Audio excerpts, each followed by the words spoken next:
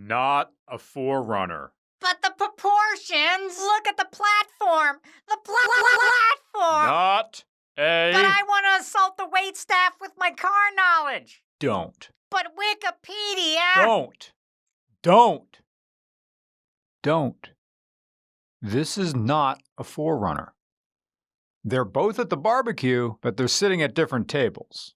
And haven't talked in a while, so just let it go. 2013 Lexus GX460. Toyota never made a stinker, but they made some questionable marketing moves. The Lexus GX460 was situated prestigiously above the family-oriented Toyota Sequoia, which is weird because the Sequoia is larger than a GX460, and then below the flagship Land Cruiser. This fancy 4x4 was sold as a lower cost and more conservative competitor to a Mercedes G-Wagon. Now, nothing can match a G-Wagon because every one has an optional snorkel that begins in your rectum and ends at your nose. Both the GX460 and the G-Wagon are superb off-roaders thanks to their short wheelbase and narrow-ish track for trails. Outside of the United States, this is the Land Cruiser Prado or Prado, the baby Land Cruiser, built on a different platform and loved all over. It's small and utilitarian, but Toyota of USA felt that nothing could taint the Land Cruiser's name. So the LC Prado went upscale and became the GX460. And in a funny switch, now in 2022, the GX460 has depreciated further than its distant cousin, the Forerunner. So if you want to build a Yoda rig and you're crestfallen at the Toyota tax, look at the GX460. You get a Toyota V8 and an air ride in the rear and downhill assist and adjustable dampeners. You don't need that stuff for off-road, but it's nice to get more for your dollar. On the other hand, do you want to mud up and get dirty these supple seats and congratulations on the merger trim inside? Yeah, you do. Send this yuppie Whole Foods box straight into a strip mine.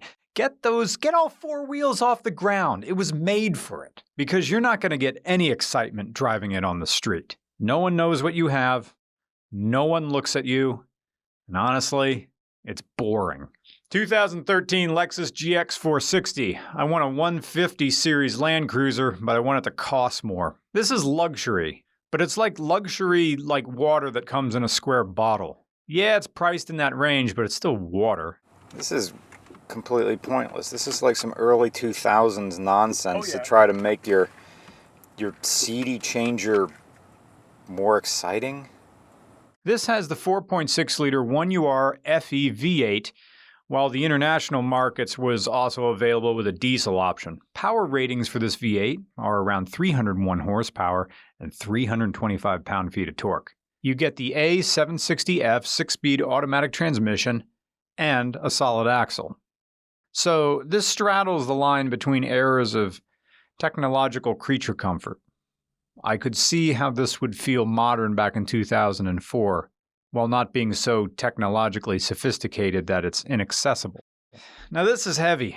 It's 5,300 pounds. It's a body-on-frame SUV. I hope you're happy with 15 miles a gallon. Maybe you can get it up to 20 on the highway, thanks to that 6-speed transmission. In a lot of ways, this old body-on-frame approach is this luxury SUV's Achilles heel, because all its competitors are unibody, although the G-Wagon is a special case. And so this has the distinct air of something too different to succeed in its class. It has fewer features. It's generally a little less, it's kind of cramped for what you're paying. I don't know why seats never seem to be made for people over 6 feet tall. The owner, Scott, says his knees hurt after a 40-minute drive. So I could imagine if I was 6 feet plus, this would suck after an hour on the road. I guess fewer amenities can be a convenience in other ways, since less stuff means less stuff to go wrong in here. Scott came to the GX460 because he came off of a 2012 Jeep Grand Cherokee, which had even fewer features and seemed more dated than this. But to make this roadworthy, Scott had to make some changes to the air filtration system. In the filter is a super high-density foam that degrades over time and tends to kill the air pump. So Scott had to take out the foam, put it in the trash where it belongs, and get a $10 breather filter from AutoZone. Stick it in there and move on with your life. The filter was replaced at 90,000 miles according to Carfax, and Scott got this at 108,000 miles. So you know it's a problem in the making if the first thing he had to do is replace that foam. Even getting this was a hassle, irrespective of the whole filtration issue. Scott had wanted an SUV like this since last April, when his Jeep's second engine died, 1 day past its warranty. So Chrysler told Scott to pound sand. The best they could do was 1 to 3% off of a new Chrysler. So he hung up. Scott found that people were essentially treating the Lexus GX460 like a Cherokee and took that as a sign.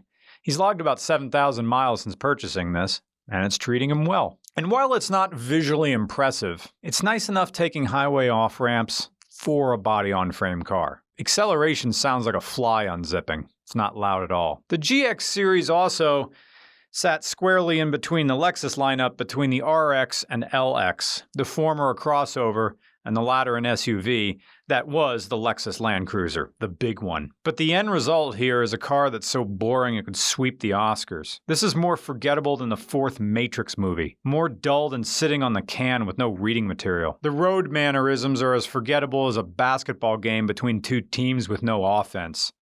Even the pep band is bored. They're just blowing air through their instruments. As you drive a GX460, you'll hear the far-off hum of the 1UR-FE and a rainy hiss from the tires, like ineffective rain outside of a real estate office. You do your errands, singing non-committally. Sundown, you better take care if I find you been creeping round my back stairs. I love Toyota, but I'm so bored in here. I'm gonna go to an air show. I brought my guns to the air show. My plane has a fursona. Look, Grandpa, it's the plane from the Sonic movie. As if my historically accurate Jeep isn't patriotic enough, here's a Support Our Troops magnetic ribbon. Up, the prom queen is here. Everybody stop what you're doing and look at the P-51 and rattle off your facts. Here we see Plane Dad has to look inside the engine cowling. Time to nap in the hot sun. I brought my tank to the air show. The worst part about watching a parachute demonstration is listening to some air show dad yell, Geronimo. Oh, you're still here. Fine. GX460. You're so boring you could be a violin recital. You're so boring your current teachers thought you graduated already. You're so boring no one even thought to bully you. I'm jealous. You're less fun than playing left, right, center. You're less fun than Wall Street Kid for the NES. You're less fun than a Game Genie load screen. You're less fun than watching someone else play Beat Saber. You're less fun than an air hockey table with a broken motor. You're less fun than an old captain flying for a regional airline. You're less fun than sparkling grape juice. You're less fun than my math lab. You're more forgettable than bake sale coffee cake. You're less fun than the back extension machine. You're less fun than complimentary earbuds. You're so boring I'd recommend you to someone who hates cars. On the other hand, there is... the visibility's good when the seats are down and the kinetic dynamic suspension system gets you a tighter suspension than you would have without it, in addition to reducing body roll. On the other hand, it's a grade school production of Death of a Salesman. It has no reason to exist, and while you can't fault the attempt, you won't necessarily be thrilled with what you get. This car is more predictable than someone who writes in Reagan for every election. It's more boring than Desert Bus for the Sega CD. More forgettable than Hotel Mario. I'd have an easier time remembering the last 12 Best Picture winners than I would have recalling the experience I had driving this car. I would love to be able to say that this is something I'll be able to summon to my mind in 3 months' time, but this is somehow even more forgettable than a Lexus GX460. Oh, right. Look, if you want a comfortable, quiet Japanese cruiser, and you're never going to go off-road, and you want a V8, just get an LS430 or LS460. If you do get a GX460, please get it dirty. Give it some battle scars. A war-worn GX460 looks righteous, like someone changing headers while wearing a Grand Seiko.